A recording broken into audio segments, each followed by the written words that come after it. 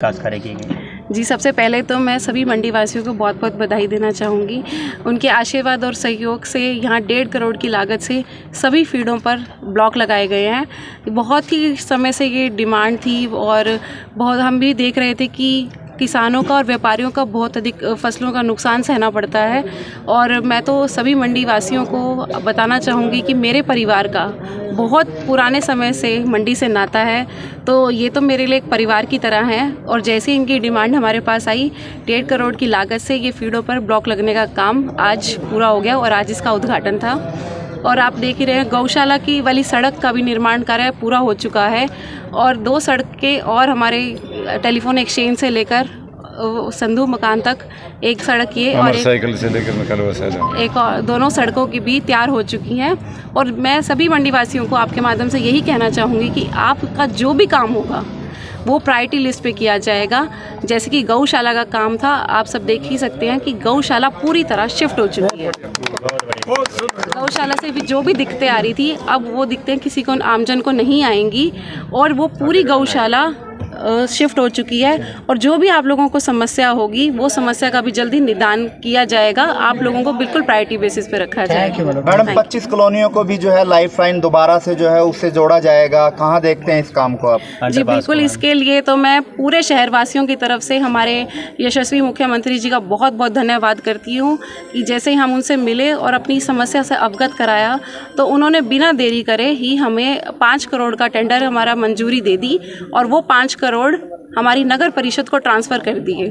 और ये पैसा नगर परिषद जल्दी ही रेलवे प्रशासन को ट्रांसफ़र कर देगी ताकि जल्दी ही जल्दी इसमें अंडरपास बना दिया जाए। मैडम, गरीब लोगों को के जो प्रधानमंत्री आवास योजना के तहत तो पैसे मिल रहे थे, कहीं ना कहीं अधिकारी उस पर नज़र बनाए थे, उनको तंग कर रहे थे, कल वो पकड़े भी गए हैं। तो क्या चेतावनी ऐसे लोगों को रहने वाली है, खासकर नगर परिषद के जो कर्मचारी अधिकारी हैं? जी, मैं पहले भी अपने हर इंटरव्यू में यही बोलती हूँ और जब भी मैं अपने मुख्यमंत्री जी से मिलती हूँ वो भी यही बोलते हैं कि अधिकारियों पे सख्त से सख्त कार्रवाई की जाएगी। अगर आमजन किसी भी वजह से परेशान होता है अधिकारियों की वजह से, तो उन अधिकारियों पे कड़ी से कड़ी कार्रवाई की जाएगी और ऐसा ही कल भी हुआ।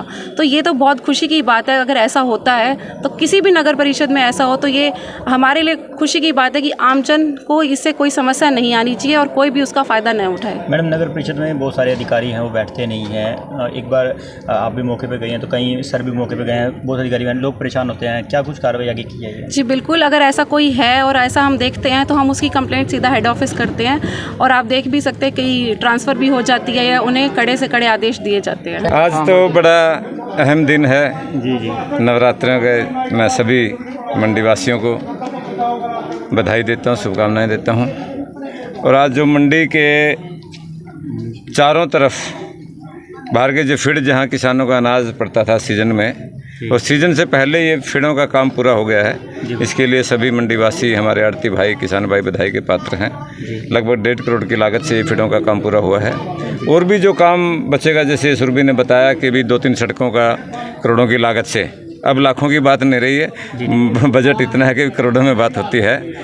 तो जैसे गौशाला की सड़क भी बनी, और ये गौशाला का बड़ा मेन काम ये था कि भी गौशाला से विकास का इधर का पहिया हमारा रुका हुआ था, सड़कें टूट जाती थी, दिक्कत रहती थी।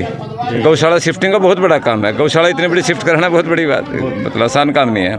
और ये समाज ने करवाया, हमारे मॉडल टाउन वासियों ने कराया। प्रशासन के बस की बात नहीं थी, आप भी समझते हैं इस बात को।